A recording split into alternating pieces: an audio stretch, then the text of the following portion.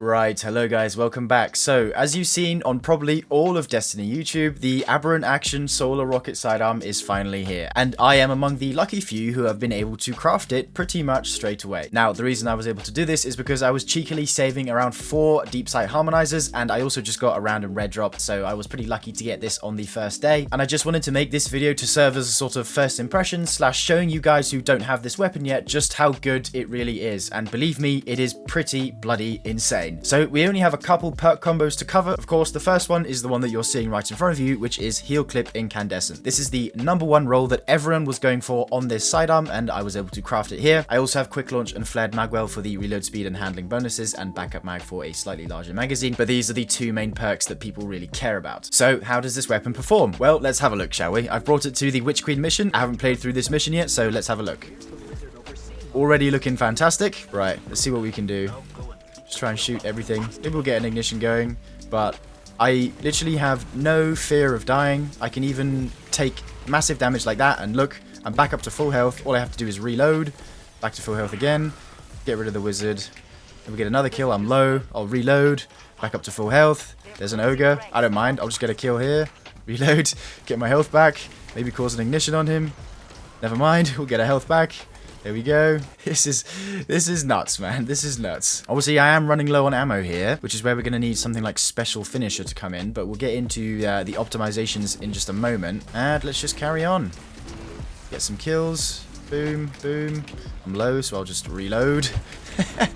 Oh, this is wonderful. I'm glad I saved those harmonizers. So yeah, guys, as I alluded to, that wasn't as crazy as the gun can get. Even though it looked amazing in the gameplay there, this is barely scratching the surface of how good you can actually improve this weapon. And the keen-eyed among you may have noticed that I actually didn't cause that many ignitions there. However, we will be able to remedy this. So how do we do that? Well, if I switch over to this build here, I have carefully curated a very specific build that can take the most advantage out of Aberrant Action. So let's look at the subclass. So we are on a solar subclass here. This behavior that I'm about to show you is only possible on a solar subclass because of a few things. First of all, we have Ember of Ashes, which is going to increase the amount of scorch we deal to targets. This is going to make it so our incandescent explosions deal 45 scorch to nearby enemies. Then we have Ember of Char here, which is going to make it so our solar ignitions spread scorch to affected targets. So we're just generating more scorch in a big group of ads. Empyrean for restoration extension, and then we have Ember of Mercy here for getting restoration from fire sprites. So now let's go into the artifact where things really kick up a notch. So it's all really down to this one mod here, Solar Fulmination. So this is going to increase the radius and the amount of damage that our ignitions proc, and it's going to add an extra amount of scorch. I'll have how much that is on the screen, but essentially what this is going to let us do is it will let us create infinite ignition chains as long as we get 2 kills with the sidearm itself. And because of how Ember of Char, Solar Fulmination, and the perk Incandescent stack,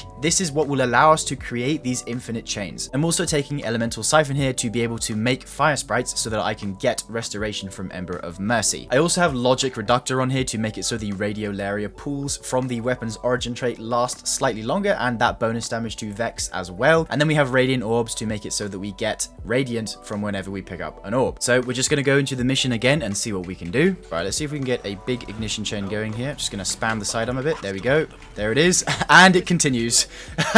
Oh my goodness. That is lovely. There it is. Okay, let's see if we can get another chain going here. Let's reload for the heals. There's an ignition, and there's another one. There we go. Okay, she's gone. Let's see if we can get another one. Quickly kill these ads here. Not quite an ignition there, but we're still managing. Oh, there it is. There we go, once again.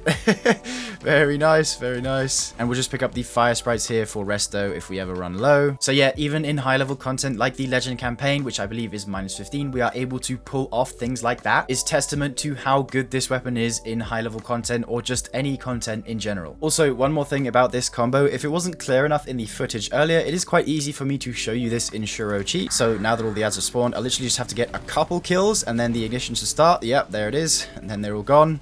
I'll show you again on the next group. So it'll just be a couple kills, so maybe 1, 2, then there's the ignition, and again, and then we'll just keep the chain going. Yep, there it is. We'll try and proc another chain off these guys. Doesn't quite spawn it there. We'll try it in the center here like this, and there it is. Just keeps going and going. I'll wait for the next one to spawn. So I have restoration here, so I'm not going to die. Just stick one right in the middle, and there it is.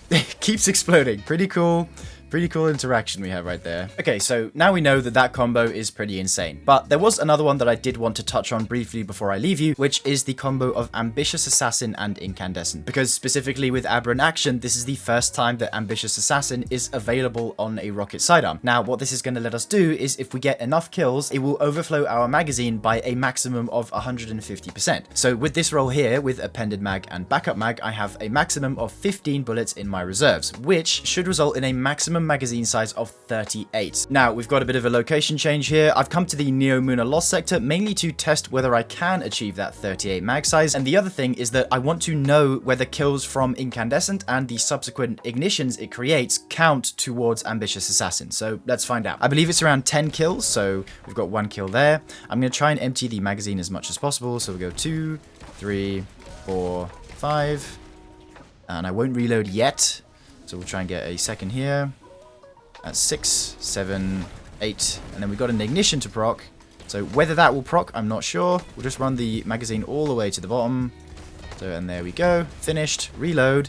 38. Well, 36. So I think that's a good reason to believe that it would be 38. Obviously, I used more ammo than it would reload for us. But now we have a pretty large mag that we can just slay out with. If I'm running low on ammo, I can probably just hit a special finisher, which is what I've designed this build around. I'll go over the mods in just a moment, but there we go. Special finisher for the ammo, and I'll just keep going, keep getting kills. Move on to the next group of ads.